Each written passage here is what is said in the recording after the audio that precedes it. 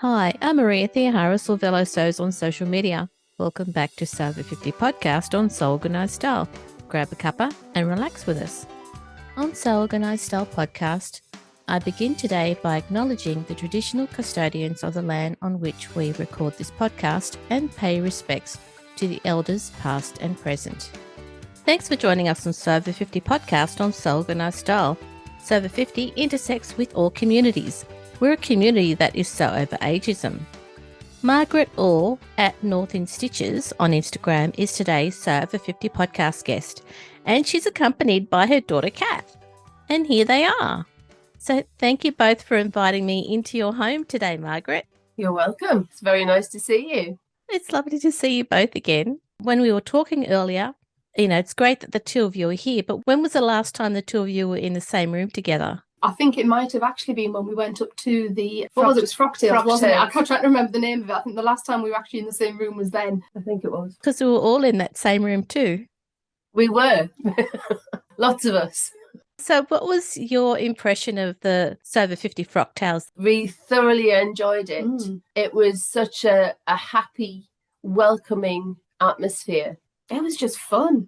Absolute fun. I think I did an awful lot of giggling, an awful lot of laughing, but everyone was open to talking about, obviously about sewing, but about anything really. It was just really lovely. I thoroughly enjoyed also meeting in person people who I knew lived at the other side of the world, but who I'd seen on Instagram. So it's like seeing, not exactly the same, but when you've seen an actor on television a lot of the time, you know the face really, really well.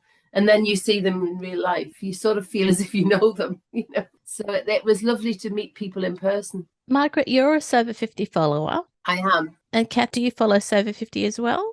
Not SewOver50, but I'm SewOver40, which isn't quite as active as the SewOver50s. And so I have recently started following them, but before I went to the frocktails, I wasn't a SewOver50 follower. Are you part of any other sewing group at all? Actually, we're both part of SewToon. Newcastle's known as the Toon, which is Toon. It's a sewing group in Newcastle, and we both go to sewing days. So there's probably about 15 of us get together. We bring our machines, we bring a project, and we basically set up in a room, sew, go around nattering to each other, helping out if we've got any issues with what we're making. It's fantastic. Really lovely community. The reason why it's called SewToon, Toon is like a dialect version of town. And in this area, if you say you're going into the town, it means you're going into Newcastle city centre. And it usually comes out as I'm going to Toon. The dialect here is Geordie.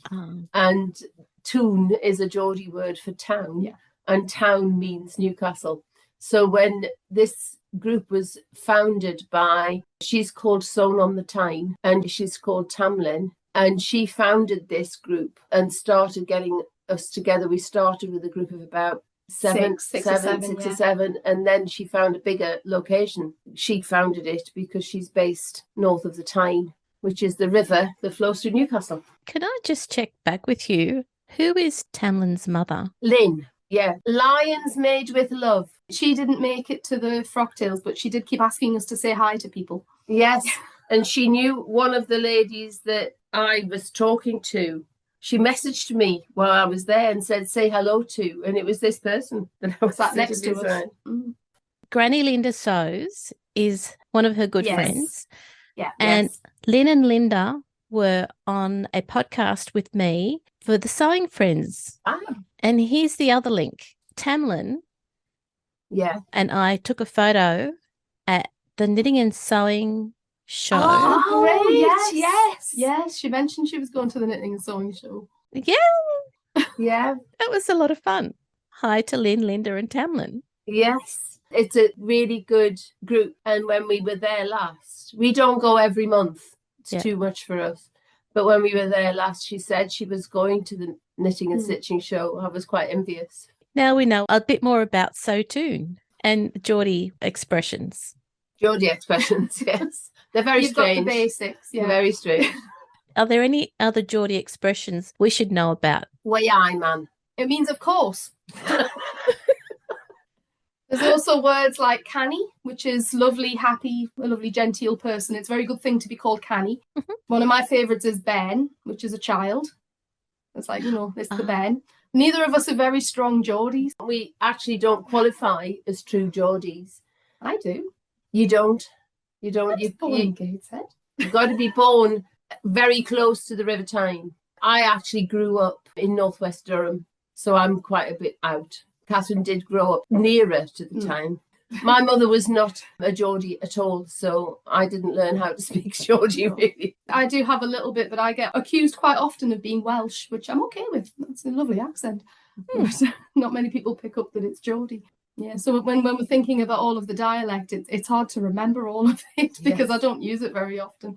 It's good that we understand. So if somebody does come out with a Geordie expression, we generally can understand what it means. We may not reply in the same dialect, but we understand what they're saying. Is sewing a family hobby? Yes. Well, it's family in the sense of, I mean, I have two siblings, neither of them sew. My sister does crochet, but she doesn't sew. But I sew, Mum sews, Gran did as well. Yeah. My great auntie did. I have another aunt who is married into the family who also sews. So it feels like it's a family hobby, but not necessarily with siblings. It's not with everybody. I did a lot of sewing as a teenager. My mother was a domestic science teacher. Do you understand that term? Oh, I know what that is. Home economics. Yeah. It became home economics, but she was a domestic science teacher, which included sewing. She taught people how to cook, but she also taught people how to sew. And when I went to school, I did sewing lessons, and I did sewing right up until I was 16 at school. So I had sewing at home and I had sewing at school, but there was no social media. So you learned through what the teacher told you, and sometimes she told me a strategy or a technique and I didn't like that, so I did it my own way. My mum would tell me something and I don't like that, I'll do it my own way. And I did a lot of work just reading patterns. Yep. And I used the big four, mostly Simplicity and Butterick. And Simplicity did these how to sew patterns as well. But you couldn't go on YouTube, you couldn't go on the internet and say, how do you do this, how do you do that? It was flying by the seat of your pants, really, and just learning as you went. I'd made most of my clothes as a teenager, and my mum was sewing a lot and making a lot of hers then, and my aunt was.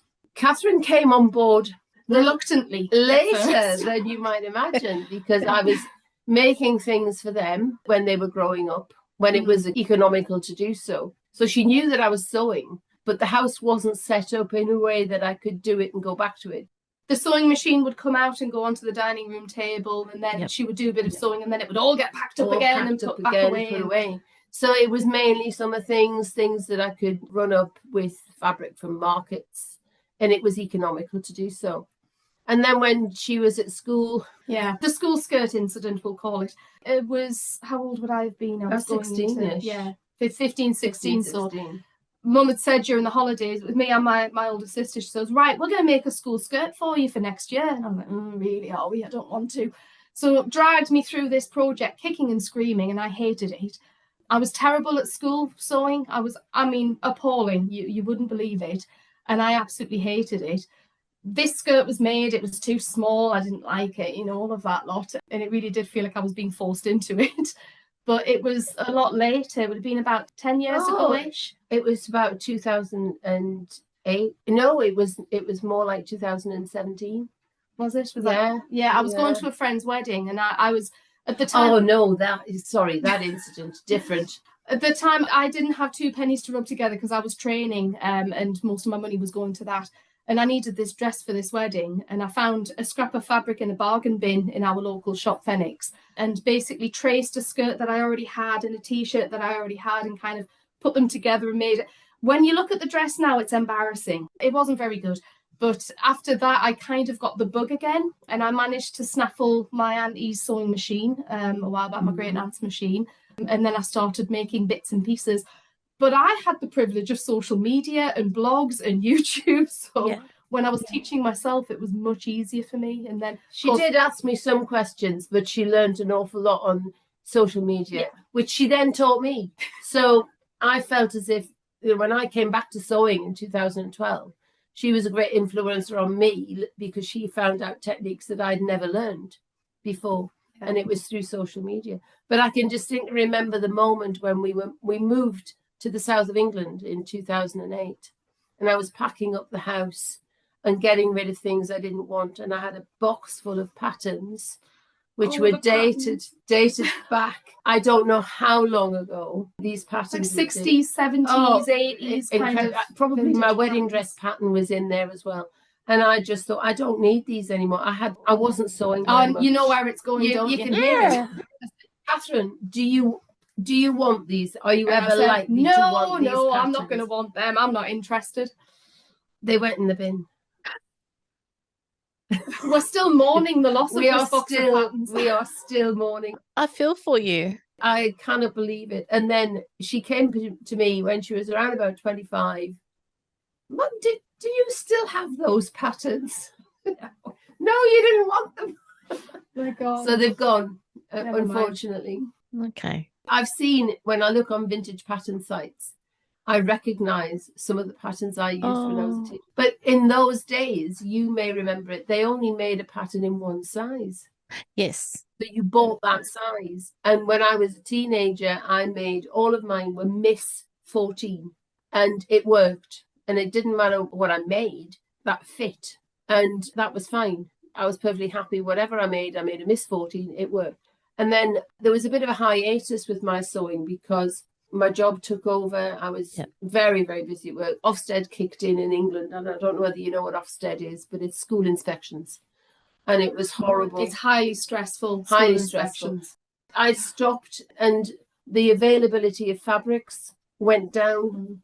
They weren't as economical. It was more expensive.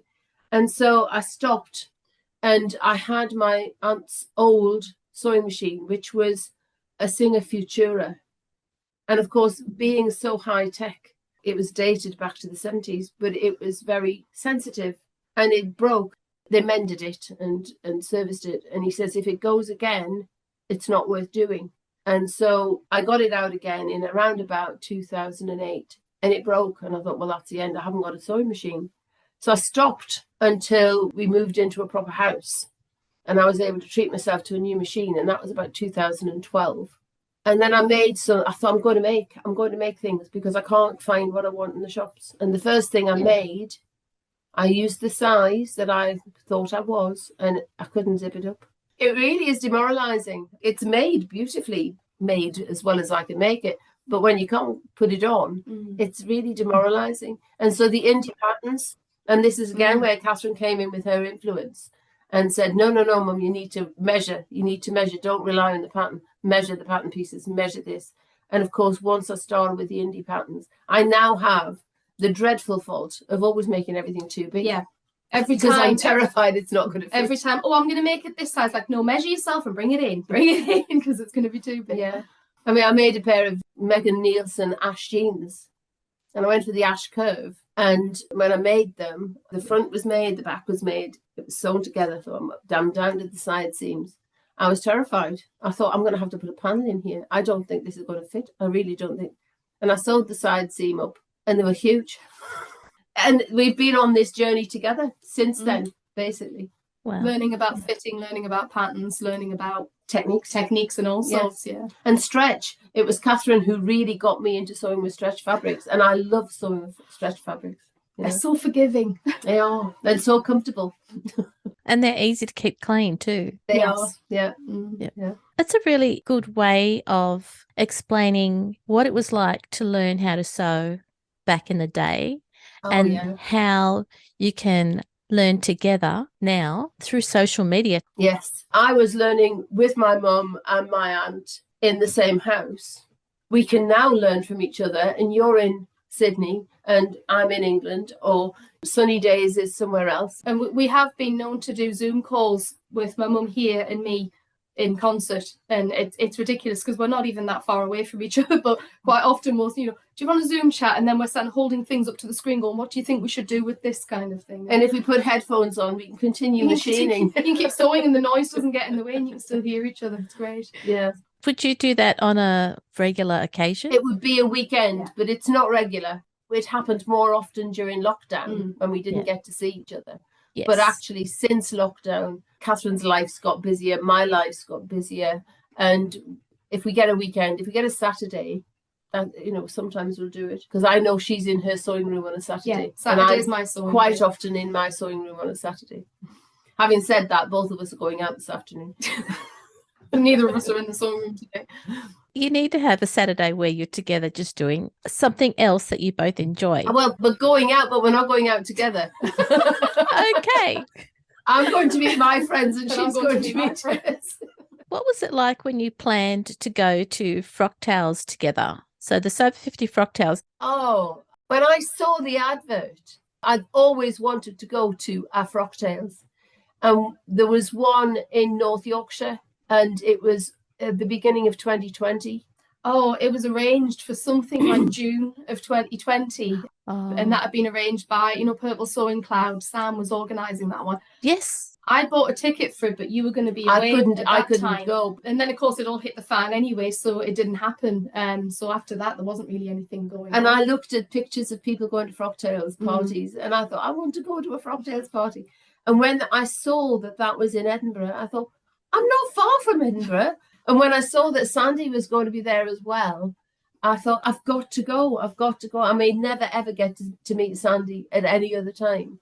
And so I thought, when you go to a reunion, I don't know what you feel like, but I nearly always need to have a buddy. Yeah. It's good to have a buddy. I am usually that buddy. I asked Katherine if she was interested. I asked if I was allowed, because with it being the SewOver50, I said, am I allowed? Am I not too, underneath the bracket for that? And they said, no, of course, welcome. Everybody was welcome. In fact, there were a few people. There was quite a few of the over 40s and a couple over 30s as well. So yeah, I've been around talking to a few. So we're really looking forward to the whole trip. So Katherine took a day off on the Friday. My other daughter took a day off, so I didn't have childcare on a Friday. And so we came up on the Friday morning and had Friday a day in Edinburgh. bimble around. It was a bit unfortunate, not unfortunate is the wrong word, but an unfortunate coincidence that my sister-in-law's birthday party in Nottinghamshire was on the Saturday night, which meant that we couldn't stay for Saturday because we would have had all day Friday and we would have stayed on Saturday and possibly met up with other people again because we saw lots of people doing fabric shopping and things. But instead, we were up at the crack of dawn, back in the car, heading south to go to this birthday party. That invitation came in after we booked. Yeah. In a way, I'm glad because if that invitation had come before we booked, I probably would have said, I can't go to Frocktails.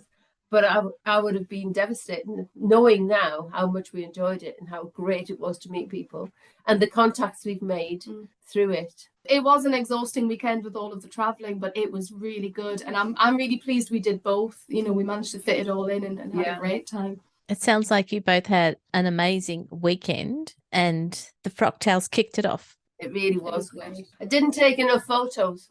I agree. I'm so glad that photographer was there. But I didn't take enough photos. And I mean, we could have asked him to take a really nice one of the two of us, but we didn't. We forgot. We were just so wrapped up in it. Katherine made a really good friend. Well, you chatted a lot to that. Yeah. And I didn't even take a photograph of them. So you come away thinking, I wish I'd done this, that, and the other. And I didn't take part in the catwalk. I was heading for the catwalk list and got sidetracked and didn't get my name down. So I didn't end up taking part in it, but I sort of wish I had. And so that catwalk that they may have seen photos of, everyone who took part, they put their name down for it. Yes. And it wasn't mandatory. It was just a bit of fun. Oh, absolutely. Absolutely. It was just a chance to show off what you'd made and, everyone cheering you on because everyone wants to cheer you on. It was fun. Once everyone got started, it was just everyone just had a whale of a time with it. I think we just went nuts and just enjoyed the night. And then there was the dancing, the Highland dancing as well towards the end. They did the Cayley dancing as well. Did the we recognised them all because I learned all of those dances at school. I didn't. But we've been to lots of Cayleys where we've done dances like that before as well. Yeah, it was fun. It was great. We should be talking about your sewing. Margaret, what type of sewing do you enjoy doing the most? And then Kat, you can tell us what you enjoy doing the most. Do you know, I'm not a one for favourites because if somebody said to me, for example, what's your favourite book? I couldn't give you one because I would say, well, I like that book, but I like that book. I don't like fitted clothing. And I think that's a lot to do with the fact that as you get older, you thicken out at the waist. And I don't like to be restricted. I like to be comfortable. However, I don't just make stretch. I'm wearing a South Bank sweater dress. It's great. It's gorgeous. I like making a lot of jeans, but I've now decided, having made a couple of non-stretch jeans, I like stretch jeans because I like the comfort. I'm forever pursuing the best fit, forever. But then when you buy jeans, you don't necessarily get the best fit. It's one of those journeys that you're always on. I make a lot for my grandchildren, and I do enjoy it. I find it more fiddly, but I've been on a long journey. There's a pile of grandchildren's clothing somewhere because it's my grandson's birthday. My 2 granddaughters are coming over from Ireland, and I don't post anything to Ireland since Brexit because it costs too much. Costs a fortune. So I've been doing a lot of sewing for them. I find it very quick to run up a pair of leggings. I did 2 pairs of leggings in one day. What I love doing most is difficult to pinpoint. I love working with stretch, so I like making t-shirts, I like making sweater dresses. I'm going to venture into making leggings. My free pattern from the frocktails, I bought a leggings pattern. Oh, yeah. And that's to go with my sweater dresses because I prefer to wear leggings under these. But I also like making jeans, and I actually like making coats and jackets. I've made quite a few of them. And the other thing that I have lots of are loose floaty viscose tops, like willow tanks and scout tees, things like that. Yep. It all sounds like you're enjoying sewing for yourself and for your grandchildren. Yes. How many grandchildren do you have? I have 4. Oh, congratulations. Yeah, I have 4. I'm not going to have any more. That's the total. So I've got 3 granddaughters and 1 grandson. Okay. Kath, you're sewing. What do you enjoy sewing the most? Actually, what Mum listed there, I think I'm pretty much the same. I'm obsessed with jeans. I wear jeans 99% of the time. And I'm also obsessed with making jeans. I really do love that process.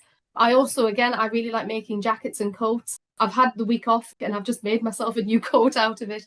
I love making new coats. I really like shirts as well. So I like to anything with buttons, basically. That's different. Yeah, I don't wear shirts. No, but yeah, I think if I was going to go with favourites, it's mostly things jeans, jackets, shirts kind of thing. I do make for my nephew and nieces. Not as often, it tends to only be for special occasions, but I've made my nieces some pyjamas for Christmas, and I've just made my little nephew a little jumper for his birthday as well. So, and again, I'm the same. They're so fiddly, those tiny little cuffs, trying to get those through a machine. I hate it, but once they're made, they're adorable. So, I fall in love with them. They are adorable. Margaret and Kat, where can we find you online? Well, I'm Northinstitches. Yep.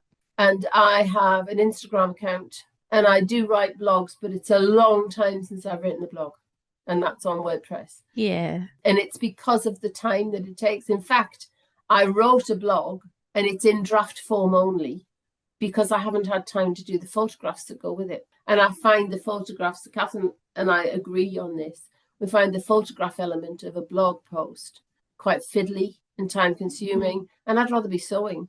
So to a large extent, my social media output has reduced because I'd rather be sewing, and I'll put a quick photo on Instagram. What I don't tend to do is post the children's clothing very much because quite often they're for presents.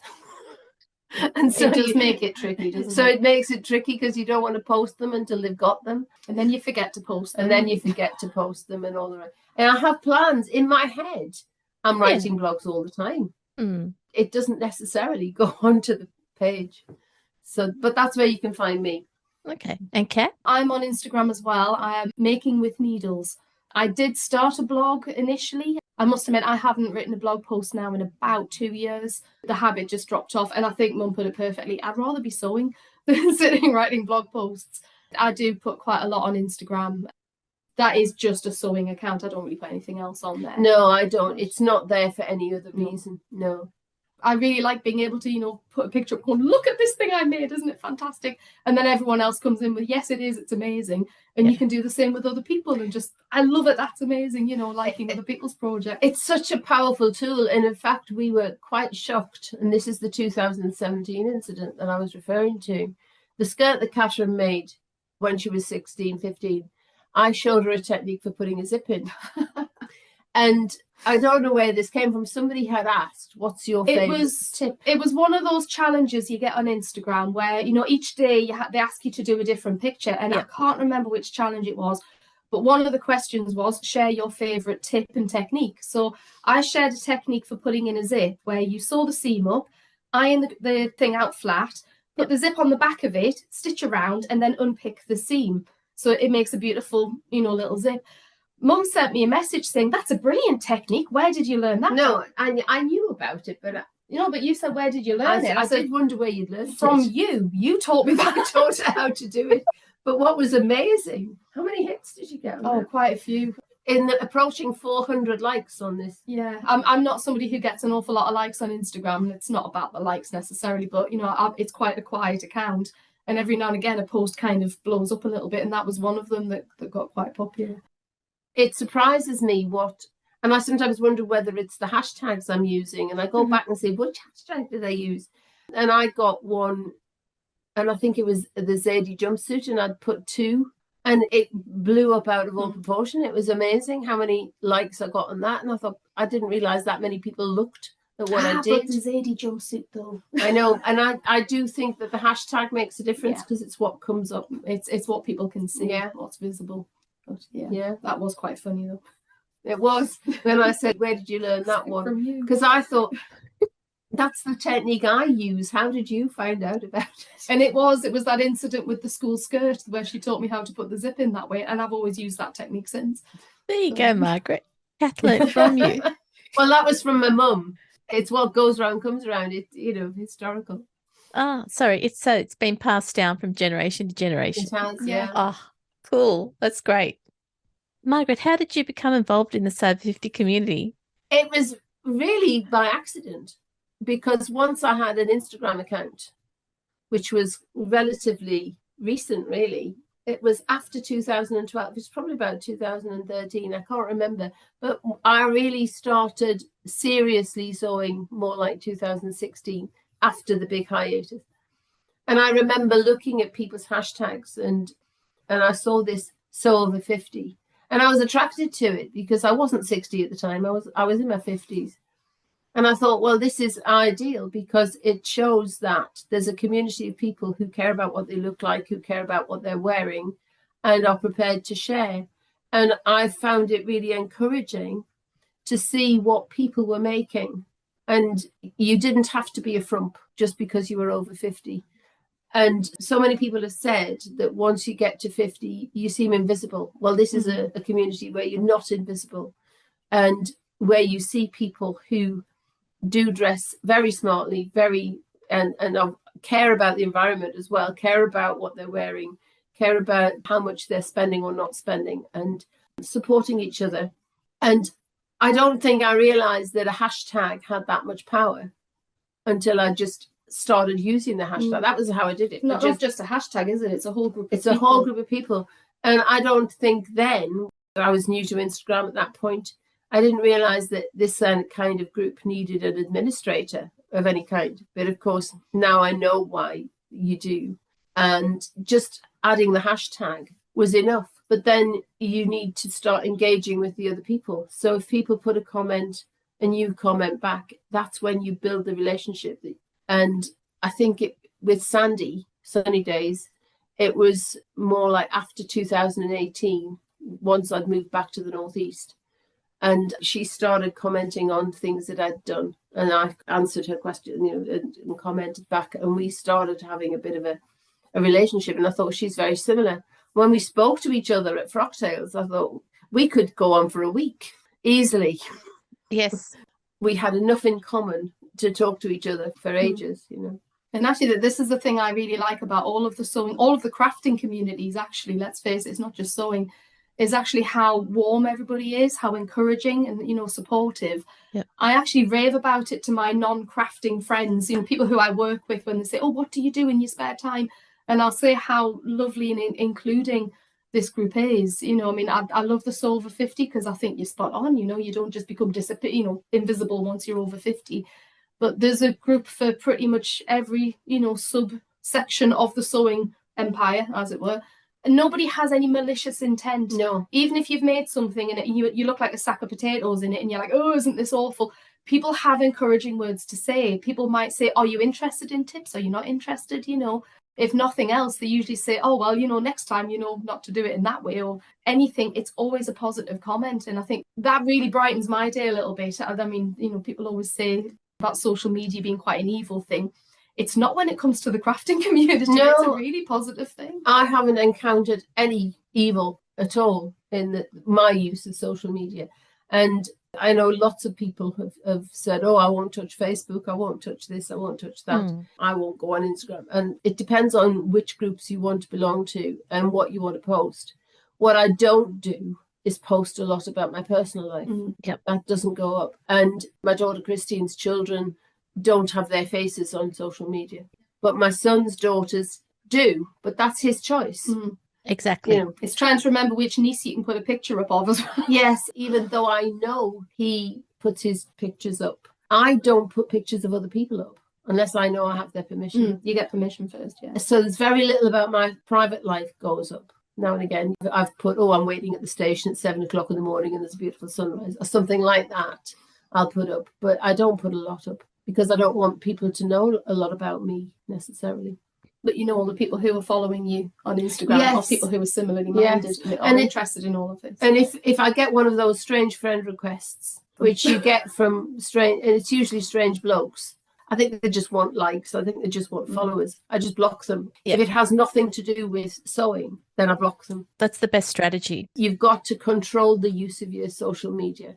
Yep. So, and many people, they start on Instagram and they have a private account and they will follow people. And then after a while, they feel comfortable, especially in the crafting community, and then they'll become public. And it doesn't matter how long it takes you to feel comfortable. It's positive to know that a lot of people, you know, make their account public once they do feel comfortable. I hear that story all the time. Once they realise how supportive everyone is and how much you can take from it, it does become public. And as I'm with you on that, I'll block anybody who seems a bit weird. But if you have the similar interests, I'm like, come on in, you know.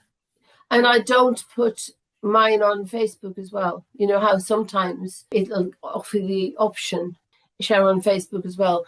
I don't do that with sewing because I feel as if I'm boasting a bit. I was going to say, do you find actually if you share on Facebook with all of your non-sewing friends, it feels like you're showing off? Yes. Yeah, that's weird, that, isn't it? I'm the same. I've got lots of people who would comment, but those people who know I sew, they follow my Instagram anyway, so they can see it if they wanted, but I don't feel as if I need to inflict it. I mean, I don't have inflicted on my Facebook group. Yeah. Strange word to use. I don't have many Facebook followers, friends anyway. I can't remember the last time I posted on Facebook. I read people, but I don't. You lurk, but you don't. I lurk, yeah. The blog became more of a chore. Yeah. And so the blog died a little bit. You get more interaction from your Instagram, and I think you can go into more detail. But what I also found was spending a long time writing the blog, getting the pictures right, putting them in the right place, getting the font right, all the rest of it. And then you have 4 people who read it, and you think, I don't think I want to spend that amount of time for 4 people reading it. Yeah, that makes sense. It can become quite a good record of what you've done. Yes, it can. No, that's true. I have a sewing journal. I don't write about absolutely every single project. So, for example, the leggings that I make for the children, I've made them so often, I don't need to think about the pattern at all. And there's no need to write about it. I bet you've made copious notes about jeans, though. I've made copious notes about jeans, and I've made copious notes about jackets and a new pattern that I've used. If I get a new pattern, I'll write about it as well. Sometimes when I go back to my notes, I think, I didn't write in enough detail. I didn't say enough about this. I can't remember. What advice would you give to people who are new to sewing? 1 seam at a time. Don't see it as Mount Everest. See it as 1 seam at a time. And it doesn't matter how long you've been doing it, you're going to make mistakes. Because even with that jacket I've just made, I made a big mistake right at the end, and it's infuriating, but you're going to do it. So mistakes are how you learn. And also, not everybody's makes are perfect. Sometimes you see perfection on Instagram, but that's rare to see absolute perfection. For example, I saw somebody post a picture of a t-shirt she'd made, and the neckline was stunning. And I just looked and thought, how do you get a neckband in like that? But not everybody does that. Yeah. It's fine not to be absolutely perfect. I would say as well, ask questions. If you're on social media, put the questions out there. There is always somebody who can answer it for you. There's always someone who has the advice. That's really how I learned from that. Read the instructions through thoroughly before you even start. I never do that. I have That's to how I say, make mistakes. and also measure before you cut. Yes. And trust your measurements. I've been standing there with the pattern all laid and pinned and the scissors in my hand, and I still think, dare I cut it? But yeah, just go for it. It's fun. Good.